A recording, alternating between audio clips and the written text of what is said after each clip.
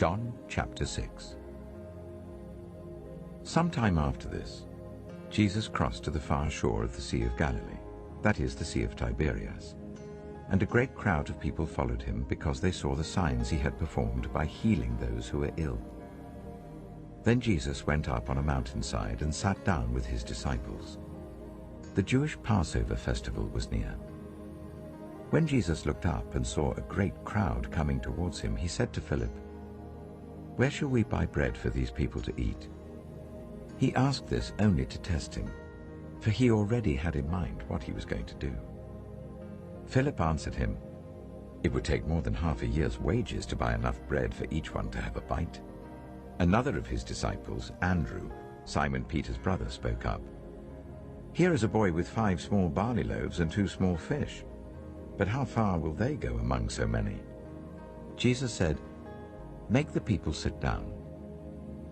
There was plenty of grass in that place, and they sat down. About 5,000 men were there.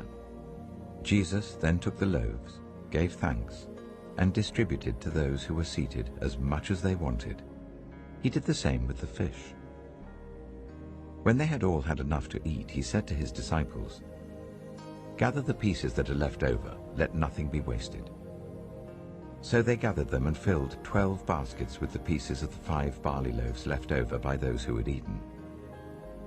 After the people saw the sign Jesus performed, they began to say, "Surely this is the prophet who is to come into the world."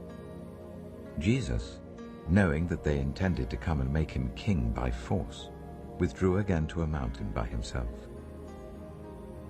When evening came, his disciples went down to the lake, where they got into a boat and set off across the lake for Capernaum. By now it was dark, and Jesus had not yet joined them. A strong wind was blowing and the waters grew rough. When they had rowed about 3 or 4 miles, they saw Jesus approaching the boat, walking on the water, and they were frightened. But he said to them, "It is I, don't be afraid."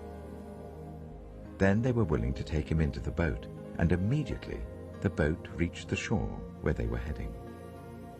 The next day, the crowd that had stayed on the opposite shore of the lake realized that only one boat had been there, and that Jesus had not entered it with his disciples, but that they had gone away alone.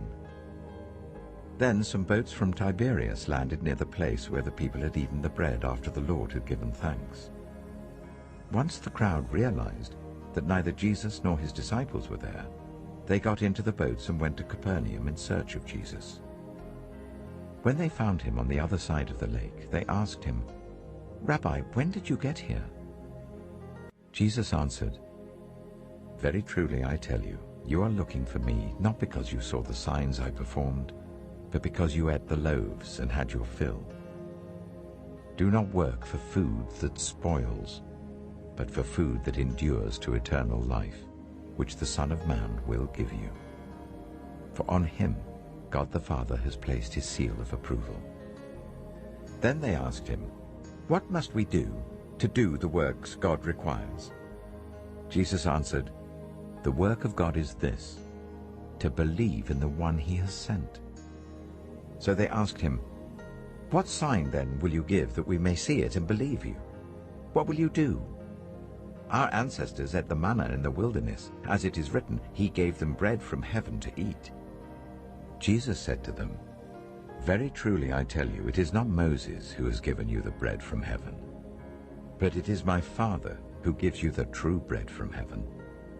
For the bread of God is the bread that comes down from heaven and gives life to the world."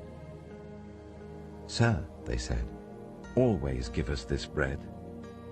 Then Jesus declared, "I am the bread of life. Whoever comes to me will never go hungry, and whoever believes in me will never be thirsty. But as I told you, you have seen me, and still you do not believe. All those the Father gives me will come to me, and whoever comes to me I will never drive away. For I have come down from heaven not to do my will, but to do the will of him who sent me.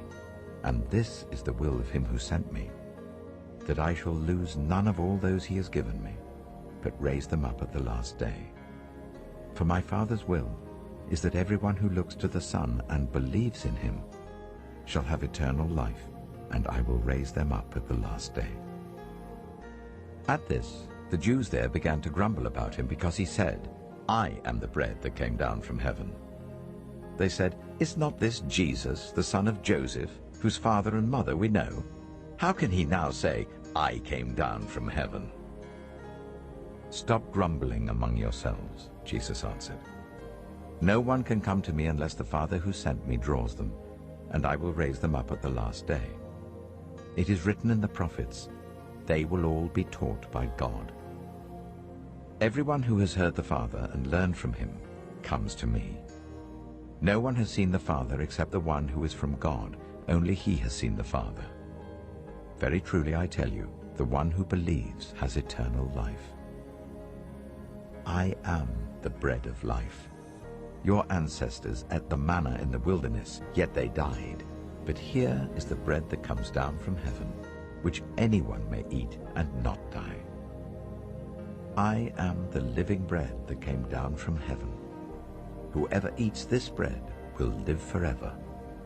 This bread is my flesh, which I will give for the life of the world." Then the Jews began to argue sharply among themselves, "How can this man give us his flesh to eat?" Jesus said to them, "Very truly I tell you, unless you eat the flesh of the Son of Man and drink his blood, you have no life in you. Whoever eats my flesh and drinks my blood has eternal life, and I will raise them up at the last day. For my flesh is real food, and my blood is real drink. Whoever eats my flesh and drinks my blood remains in me, and I in them. Just as the living Father sent me, and I live because of the Father, so the one who feeds on me will live because of me. This is the bread that came down from heaven. Your ancestors ate manna and died, but whoever feeds on this bread will live forever." He said this while teaching in the synagogue in Capernaum. On hearing it, many of his disciples said, "This is a hard teaching. Who can accept it?" Aware that his disciples were grumbling about this, Jesus said to them, "Does this offend you? Then what if you see the Son of Man ascend to where he was before? The Spirit gives life, the flesh counts for nothing.